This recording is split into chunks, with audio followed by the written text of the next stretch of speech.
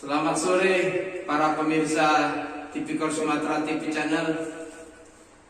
Saya dalam 2 hari ini mendapatkan bincang-bincang, mendapatkan pengaduan dari orang-orang yang di mata masyarakat cukup dihormati sebagai pengelola pendidikan. Jangan lupa klik subscribe dan aktifkan lonceng notifikasimu agar kamu tak ketinggalan updatean terbaru. Dan ini gratis. Yang saya tanyakan adalah tersangkanya di mana, dan mereka menunjukkan fotokopi jepret bahwa kami telah menggunakan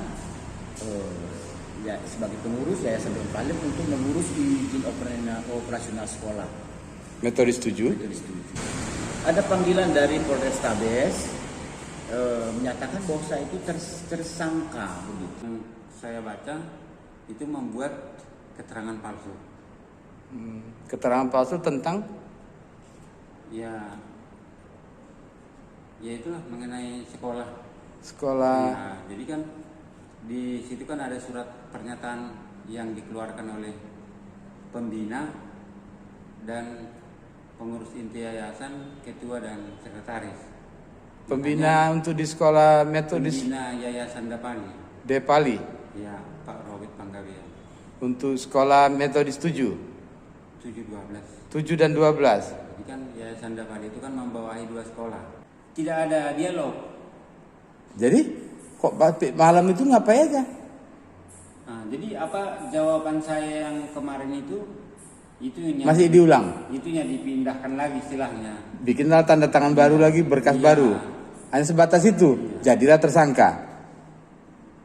Ya, pada saat status tersangka itu kira-kira ya memang begitulah Proses yang dihadapi. proses pemeriksaannya. Jadi yang ada ditambahkan hanya yang menyangkut keluarga. Misal, Nama orang tuamu, ayah ibu, nama istri, anak berapa. Hanya itu tambahannya dibanding waktu saya sebagai saksi. Yang lainnya pertanyaan dan jawabannya masih yang kemarin istilahnya dipindahkan. Jadi tidak ada dialog gitu. jadi tuduhannya itu surat pernyataan itu palsu. Ada surat pernyataan. Iya, ada surat pernyataan yang ditantangani oleh ketua pembina Atas nama Dr. Handus Robert Panggabean dan satu lagi yang ditantangani oleh ketua dan sekretaris. atas nama siapa sekretaris? Ya, saya sendiri Hotmawan Sinaga.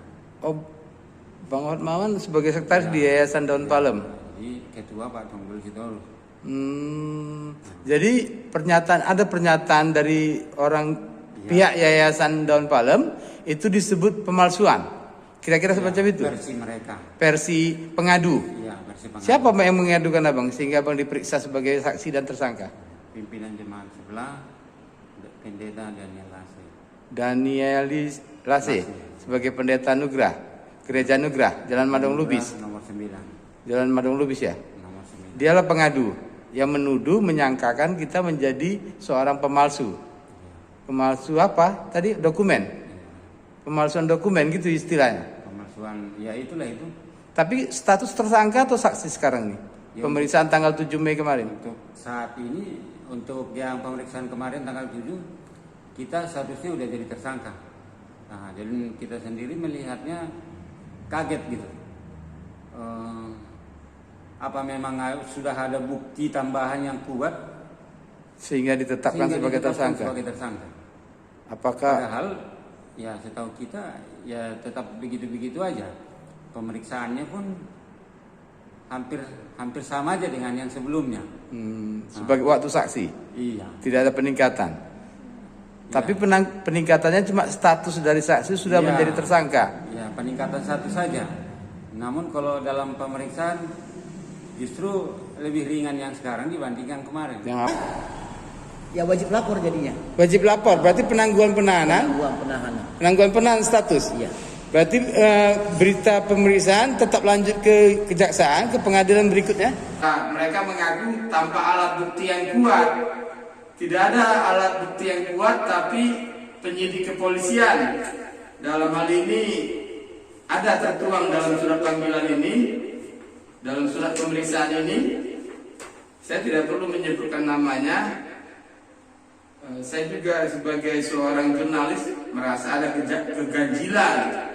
Ada keganjilan dalam pemaksaan perkara dari pemeriksaan saksi. Satu kali pemeriksaan saksi di bulan Februari, kemudian di tanggal 7 Mei hari Jumat kemarin langsung ditetapkan sebagai tersangka, mendapat tuduhan yang dapat diduga telah membuat surat palsu atau menggunakan surat palsu atau menempatkan keterangan palsu dalam sesuatu akte otentik dan atau menggunakan surat itu seolah-olah isinya sesuai dengan yang sebenarnya, sebagaimana yang dimaksud dalam pasal 263 ayat 1 dan 2 atau pasal 266 ayat 1 dan 2 Kitab Undang-Undang Hukum Pidana.